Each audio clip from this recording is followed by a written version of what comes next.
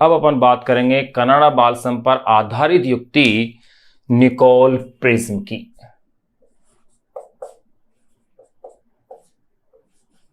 Nicol prism, जिसका निर्माण Nicol नामक साइंटिस्ट ने किया था।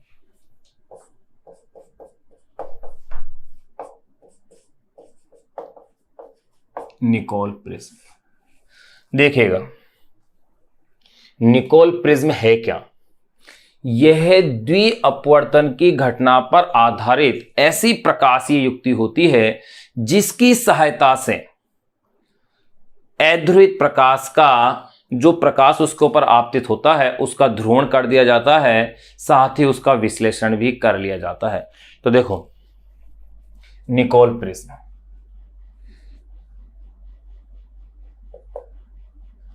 द्वि अपवर्तन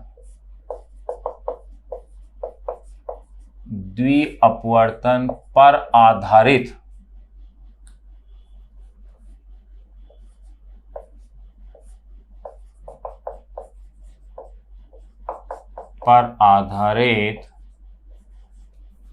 वह प्रकाशीय युक्ति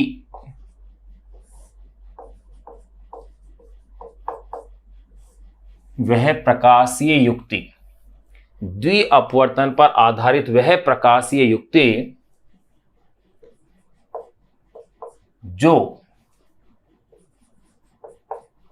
ध्रुवक यानी पोलराइजर अर्थात अध्रुवित प्रकाश को ध्रुवित प्रकाश में बदले। द्वि अपवर्तन पर आधारित वह प्रकाशीय युक्ति जो ध्रुवक वे विश्लेषक यानी आने वाले प्रकाश का विश्लेषण भी करे, एनालाइजर। द्वि अपवर्तन पर आधारित वह प्रकाशीय युक्ति जो ध्रुवक व विश्लेषक की भांति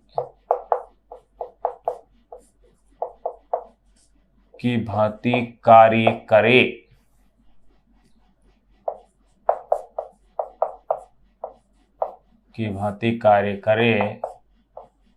निकोल प्रिज्म होती है।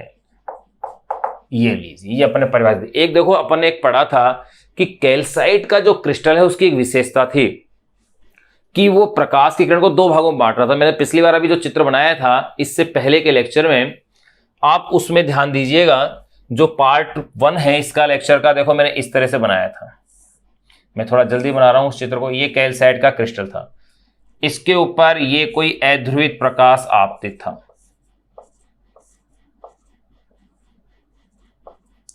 इससे दो किरणों में इसने क्या किया, विभक्त किया।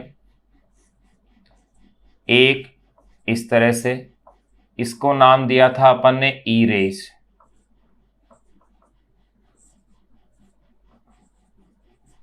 दूसरी इस प्रकार से।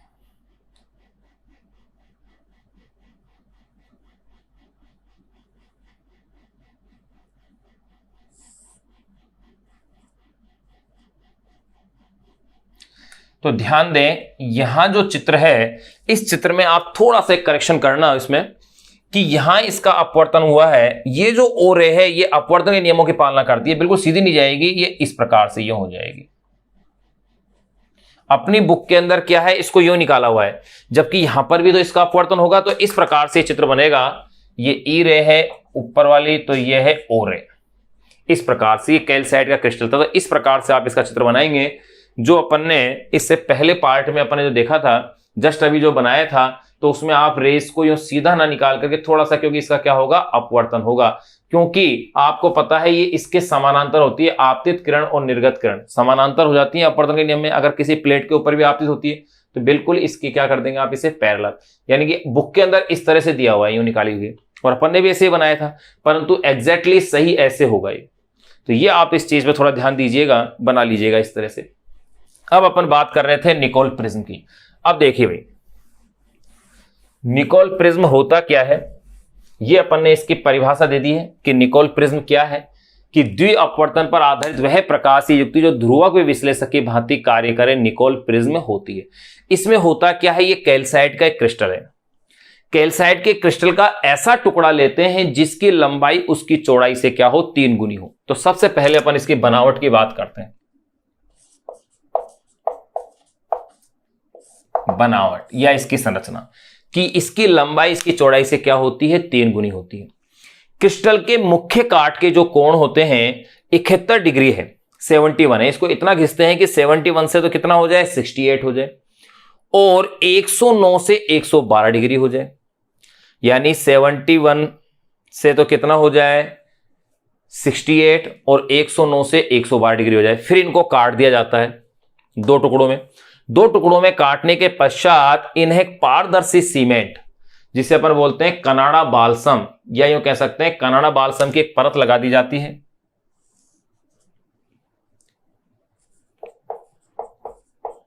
कनाडा बालसम,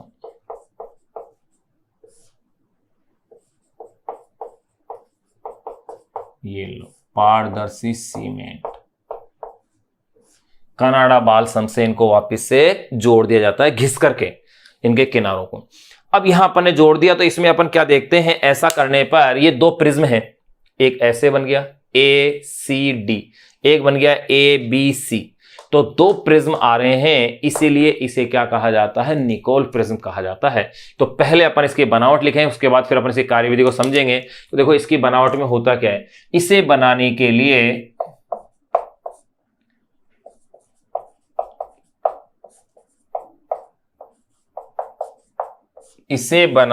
लिए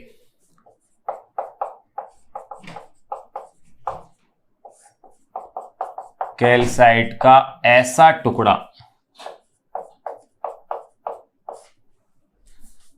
टुकड़ा लेते हैं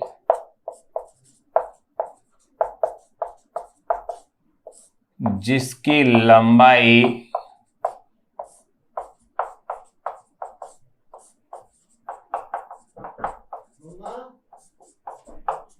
उसकी चौड़ाई से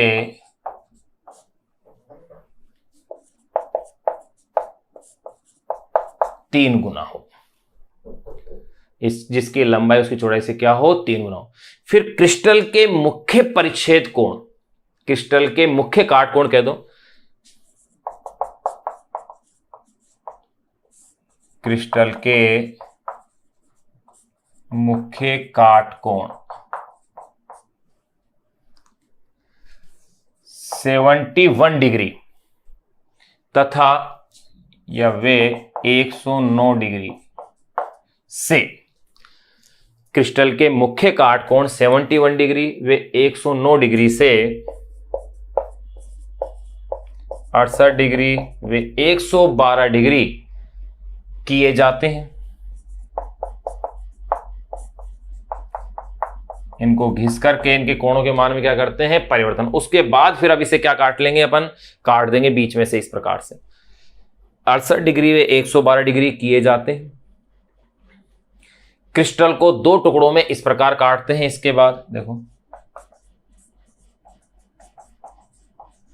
फिर क्रिस्टल को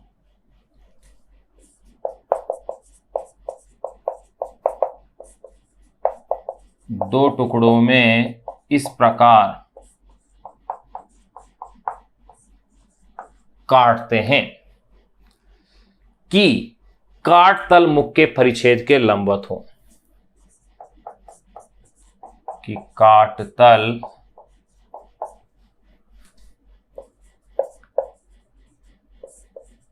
मुख्य परिच्छेद के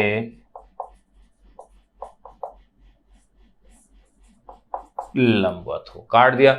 अब इस कटे हुए भागों को फिर क्या करते हैं, पॉलिश करेंगे, और पॉलिश करके फिर इन्हें किससे जोड़ेंगे, पारदर्शी सीमेंट कनाडा बालसम से। कटे हुए टुकड़ों को देखो,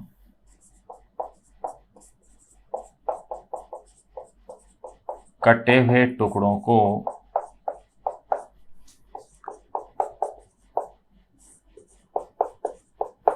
पॉलिश करके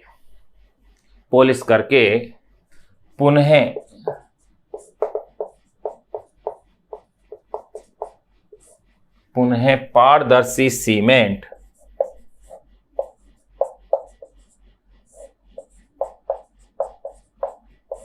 कनाडा बालसम पुनः पारदर्शी सीमेंट कनाडा बाल्सम से जोड़ दिया जाता है।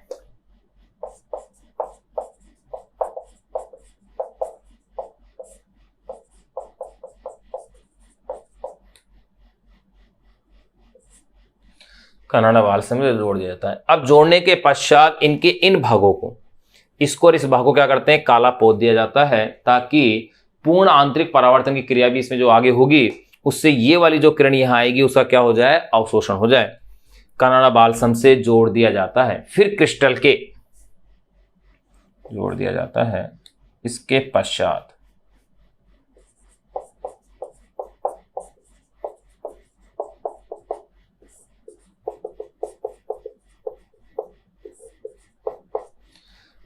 पश्चात क्रिस्टल के ऊपर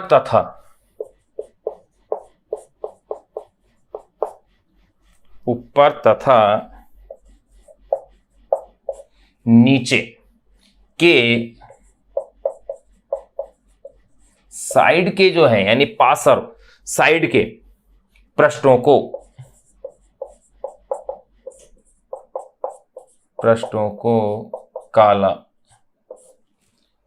काला कर दिया जाता है।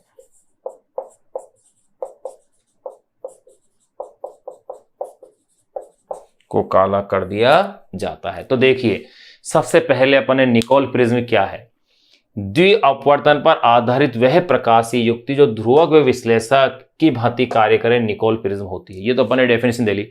फिर इसकी बनावट देखें। इसे बनाने के लिए कैल्साइट का ऐसा टुकड़ा लेते हैं जिसकी लंबाई उसकी चौड़ाई से 3 गुना हो। लंबाई चौड़ाई से क्या हो, 3 गुना। यहां तो 3 गुना शो नहीं हो रही है, नहीं तो फिर ये बहुत लंबा सा बन जाता। आप इसको पूरा बना सकते हैं। चौड़ाई से 3 गुना हो। क्रिस्टल के मुख्य काट कोण 71 व 109 डिग्री से 68 डिग्री और 112 डिग्री कर दिए जाते हैं। 71 से कितना हो जाए, 68 डिग्री हो जाए, और 109 से कितना हो जाए, 112 डिग्री हो जाए। फिर क्रिस्टल को 2 टुकड़ों में इस प्रकार काटते हैं, यानी यहां से काट दिया जाता है, इस प्रकार काटते हैं कि काट तल मुख्य परिच्छेद के क्या हो, लंबवत हो। फिर कटे हुए टुकड़ों को पॉलिश करते हैं और पॉलिश करके पुनः पारदर्शी सीमेंट कनाडा बाल्सम से क्या होते हैं, जोड़ दिया जाता है। अब यहां 2 प्रिज्म बन गए, ऐसे 2 प्रिज्म जैसी रचनाएं हो गई, जैसे एक के ऊपर एक ऐसे प्रिज्म रख दिया गया हो। इसके पश्चात क्रिस्टल के ऊपर तथा नीचे के पासर यानी साइड पृष्ठों को काला कर दिया जाता है। ये कनाडा बाल्सम क्या, निकोल प्रिज्म की बनावट पढ़ ली। फिर अपन बात करेंगे इसकी कार्यविधि की। तो देखो, कार्यविधि में होता क्या है, जैसे इस पृष्ठ पर अध्रुवित प्रकाश आपतित होता है तो ये कैल्साइट का क्रिस्टल तो है ही है, 2 अपवर्तित किरणों में विभक्त हो जाएंगे। एक किरण तो इसमें से सीधी चल जाएगी जो कि अपवर्तन के नियमों की पालना नहीं करेगी, लेकिन दूसरी किरण अपवर्तन के नियमों की पालना करेगी, वो यहां पर आएगी। यहां से उसका फिर पूर्ण आंतरिक परावर्तन की घटना होगी। वो किस प्रकार होगी वो अपन देखेंगे, लेकिन ध्यान रखें, मैंने कनाडा बाल्सम में जो चित्र बताया था उसमें ये किरण इस तरह से बाहर निकल रही है। वो चित्र थोड़ा सा चेंज कर लेना आप। यहां इस तरह से उसका पूर्ण आंतरिक परावर्तन होकर के ये किरण यहां आ जाएगी और ये किरण यहां इस पृष्ठ पर आएगी। तो ये पृष्ठ कैसा किया हुआ है, काला किया हुआ है। इस काले के हुए पृष्ठ से वो क्या हो जाएगी, एब्जॉर्ब हो जाएगी, और ये वाली किरण बाहर निकल जाएगी जो कि कैसी होगी, समतल ध्रुवित होगी। अब अपन बात करेंगे इसकी कार्यविधि की, वे किस प्रकार ये कार्य करता है। अगर आपको ये डायग्राम, अगर इसकी बनावट याद है तो कार्यविधि आपके लिए आसान हो जाएगी।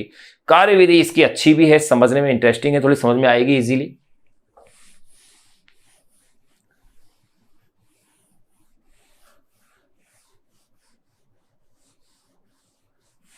कार्यविधि के लिए अब इसके अंदर किस प्रकार से प्रकाश की किरण आ रही जा रही है वो अपन इसमें देखेंगे।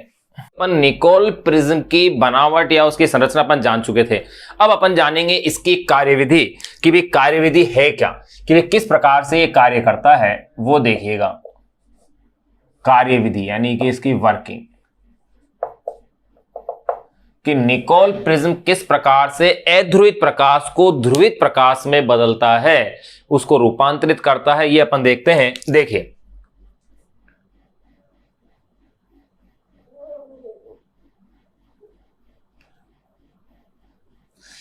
जैसे ही इस पृष्ठ AB के ऊपर कोई अध्रुवित प्रकाश आपतित होता है, जैसे ये कोई अध्रुवित प्रकाश इस पृष्ठ AB के ऊपर आपतित हुआ, तो देखिए ये कोई अध्रुवित प्रकाश है।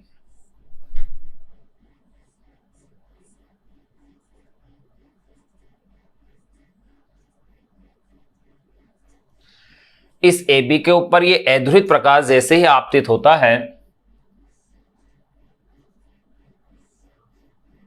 जिसको कि आप इस प्रकार से भी रिप्रेजेंट कर सकते हैं,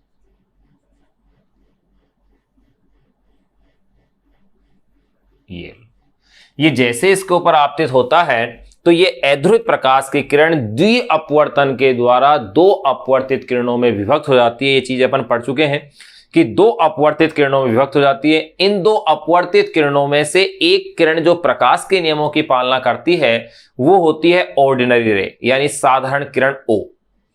फिर दूसरी होती है एक्स्ट्रा ऑर्डिनरी, जो कि प्रकाश के साधारण अपवर्तन के नियमों की पालना नहीं करती है। तो देखिए ये दो किरणों के अंदर ये विभक्त हो जाता है। जो दूसरी किरण प्रकाश के अपवर्तन के नियमों की पालना करती है वो ये है ऑर्डिनरी रे, और अगली जो किरण है जो कि प्रकाश के अपवर्तन के नियमों की पालना नहीं करती है, यानी कि एक्स्ट्रा ऑर्डिनरी रे, वो ये है।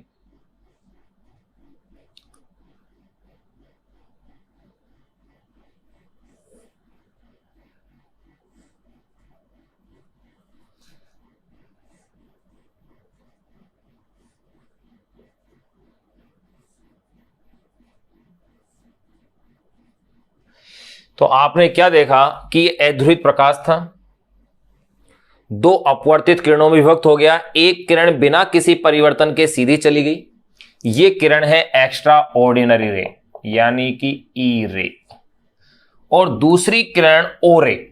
अब देखिए ओ रे के साथ और ई रे के साथ होगा क्या, एक चीज आप ध्यान दीजिए, ओ किरण जो होती है, इस ओ किरण के लिए कैल्साइट का जो अपवर्तनांक होता है वो होता है 1.658। ये डेटा आप याद रखना, यानी ओ किरण के लिए कैल्साइट का अपवर्तनांक है 1.658। ये इतना ओ किरण के लिए है अपवर्तनांक है। तो अगर ये अपवर्तनांक है और ये जो कनाडा बालसम की जो अपन ने परत ली है, कनाडा बालसम यानी पारदर्शी सीमेंट है ये कनाडा बालसम, इस कनाडा बालसम जो पारदर्शी सीमेंट है इसका अपवर्तनांक होता है 1.55। कनाडा बालसम पारदर्शी जो सीमेंट है इसका अपवर्तनांक है 1.55।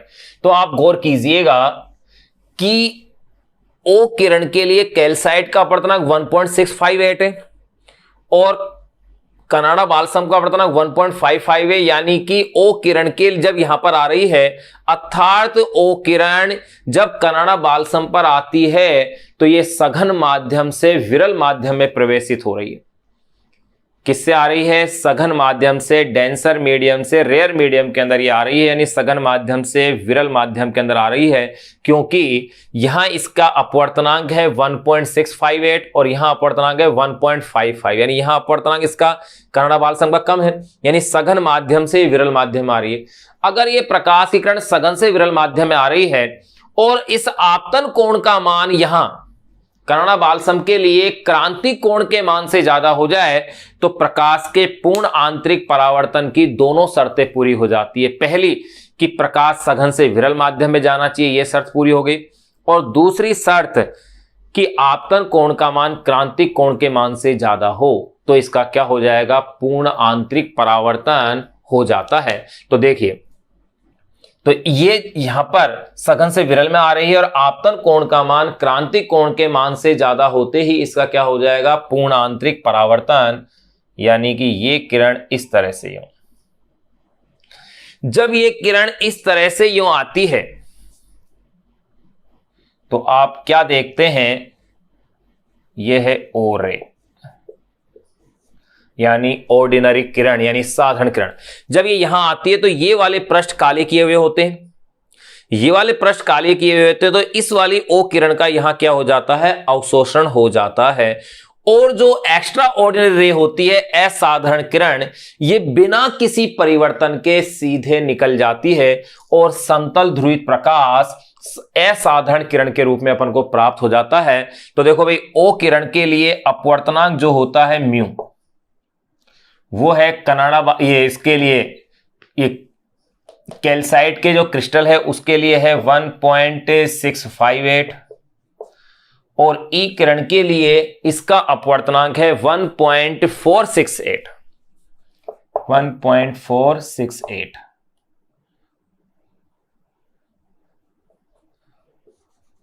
म्यू इज इक्वल टू, और कनाडा बालसम का है 1.55।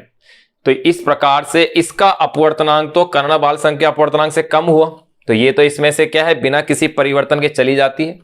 तो अब इसको जो अपन ने समझा है इसको अपन अब नोट कर लेते हैं, इसको लिख लेते हैं कि आपने क्या देखा कि किस प्रकार से ये जो ई किरण अपन को प्राप्त हो रही है, ये ई किरण ही समतल ध्रुवित प्रकाश के रूप में आपको क्या होती है, प्राप्त हो जाती है।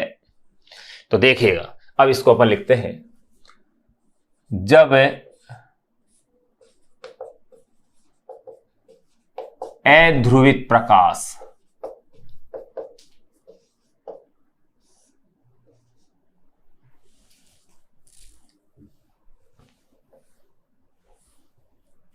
जब अध्रुवित प्रकाश निकोल प्रिज्म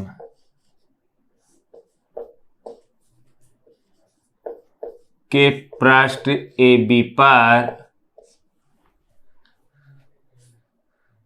जब अध्रुवित प्रकाश निकोल प्रिज्म, ये थोड़ा अक्सर हो सकता है कट है इसलिए इसको थोड़ा नीचे लिख देते हैं,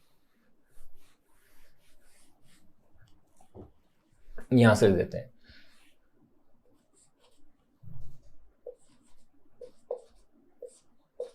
जब अध्रुवित प्रकाश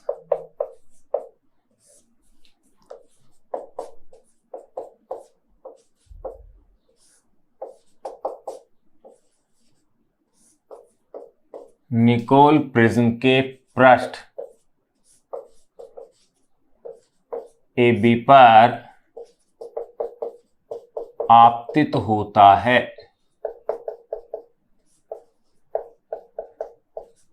AB पर आपतित होता है, तो वह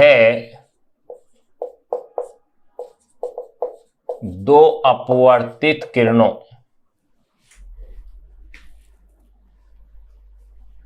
चलो ऐसे, तो वह दो अपवर्तित किरणों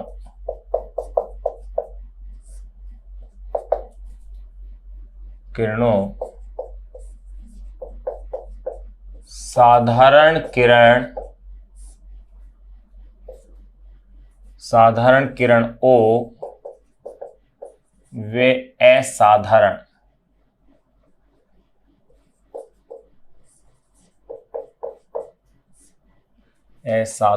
किरण E में विभक्त हो जाता है। जब अध्रुवित प्रकाश निकोल प्रिज्म के पृष्ठ AB पर आपतित होता है तो वह दो अपवर्तित किरणों साधारण किरण O व असाधारण किरण E में विभक्त हो जाता है।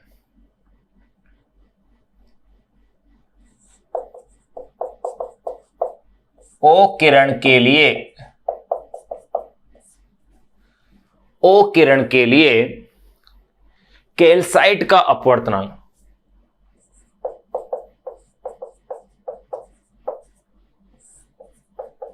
कैल्साइट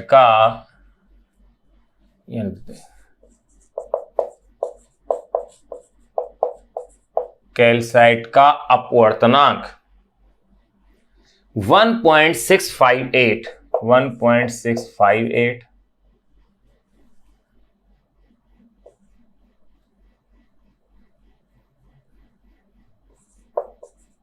एवं ई किरण के लिए 1.468 होता है।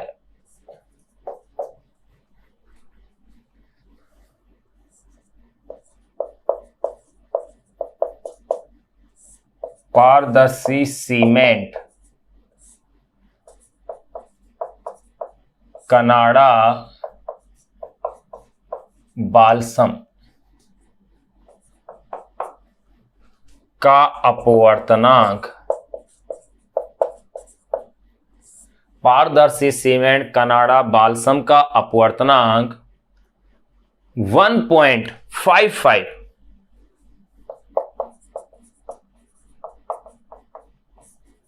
होता है। बस ये डेटा आपको ध्यान रखने हैं कि क्या याद रखना है कि ओ किरण के लिए कैल्साइट का अपवर्तनांक 1.658 और ई किरण के लिए 1.68 और पारदर्शी सीमेंट कनाडा बाल्सम का अपवर्तनांक 1.55 होता है। तो अब देखिए, ओ किरण प्रकाश के नियमों की पालना करती है। जब ओ किरण पारदर्शी सीमेंट पर आपतित होती है, यानी कनाडा बाल्सम पर आपतित होती है, तो ऐसी स्थिति के अंदर यह सघन माध्यम से किस में आती है? विरल माध्यम में। तो देखिए,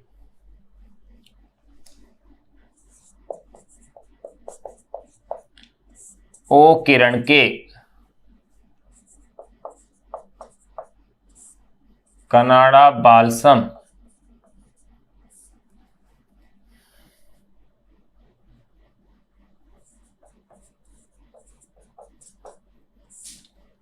पारदर्शी सीमेंट, ओ किरण के कनाडा बाल्सम पारदर्शी सीमेंट पर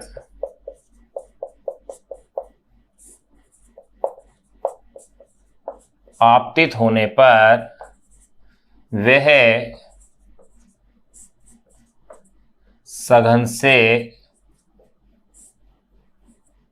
विरल माध्यम, सघन से विरल माध्यम कैसे? क्योंकि यहां तो अपवर्तनांक कितना था कैल्साइट का? 1.658 और कनाडा बाल्सम का कितना है अपवर्तनांक? 1.55। तो यानी सघन से किस में आ रही है? विरल में। ओ किरण के कनाडा बाल्सम पारदर्शी सीमेंट पर आपतित होने पर वह सघन से विरल माध्यम में आती है एवं आपतन कोण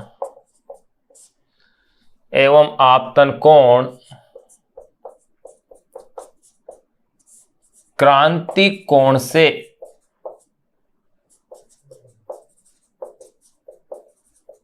अधिक हो जाने पर, एवं आपतन कोण क्रांति कोण से अधिक हो जाने पर ओ किरण का पूर्ण आंतरिक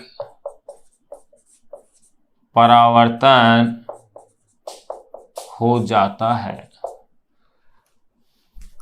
और वह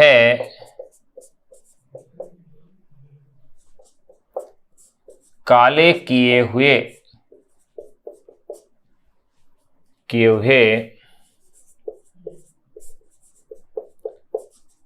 पृष्ठ द्वारा अवशोषित हो जाती है।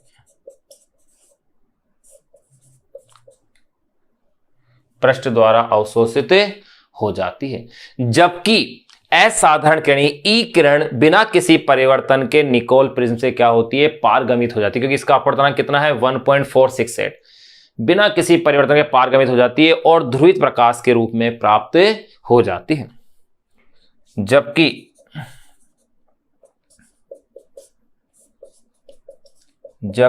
ई किरण बिना किसी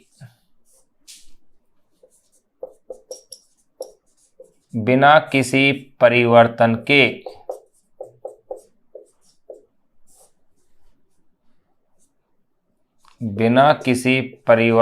के निकोल प्रिज्म से पारगमित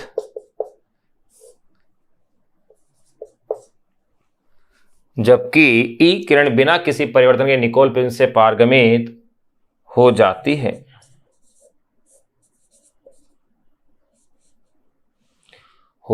है और समतल ध्रुवित प्रकाश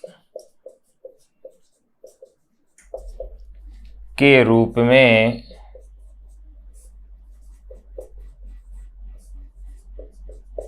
रूप में प्राप्त होती है। तो देखिए ये अपन ने इसकी कार्यविधि जान ली है। अगर आपको ये डायग्राम याद है तो आपको इसकी बनावट, इसकी कार्यविधि दोनों ही आसानी से याद रह पाएंगे। तो देखिए एक बार मैं इसे रीड कर देता हूं। जब अध्रुवित प्रकाश निकोल प्रिज्म के पृष्ठ AB पर आपतित होता है तो वह दो अपवर्तित किरणों यानी साधारण किरण O व असाधारण किरण E में विभक्त हो जाता है। O किरण के लिए कैल्साइट का अपवर्तनांक 1.658 एवं E किरण के लिए 1.468 होता है। पारदर्शी सीमेंट कनाडा बाल्सम का अपवर्तनांक 1.55 होता है। O किरण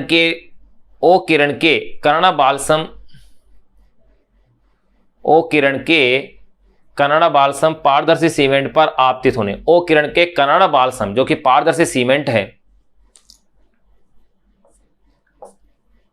पर आपतित होने पर वह सघन से विरल माध्यम में आती है एवं आपतन कोण क्रांति कोण से अधिक हो जाने पर O किरण का पूर्ण आंतरिक परावर्तन हो जाता है और काले किए हुए पृष्ठ द्वारा अवशोषित हो जाती है, जबकि E किरण बिना किसी परिवर्तन के निकोल प्रिज्म से पारगमित हो जाती है और समतल ध्रुवित प्रकाश के रूप में प्राप्त होती है। इस प्रकार निकोल प्रिज्म से अपन को समतल ध्रुवित प्रकाश प्राप्त होता है। तो देखो समतल ध्रुवित प्रकाश प्राप्त करने की अपन ने तीन विधियां जान ली है। पहली विधि परावर्तन द्वारा, दूसरी विधि अपवर्तन द्वारा, तीसरी विधि द्वि अपवर्तन द्वारा और चौथी विधि अपन पढ़ेंगे द्विवर्णता, जो कि अपन लास्ट विधि पढ़ेंगे। क्यों पढ़ेंगे? क्योंकि प्रकाश के प्रकीर्णन द्वारा ध्रुवण अपनी बुक में नहीं दिया हुआ है। दिया होता तो अपन उसको भी पढ़ लेते। NCERT सिलेबस में वो दिया हुआ है। तो अपन नेक्स्ट जो इसमें पढ़ेंगे वो है द्विवर्णता यानी डाइक्रोइज्म द्वारा समतल ध्रुवित प्रकाश का प्राप्त होना।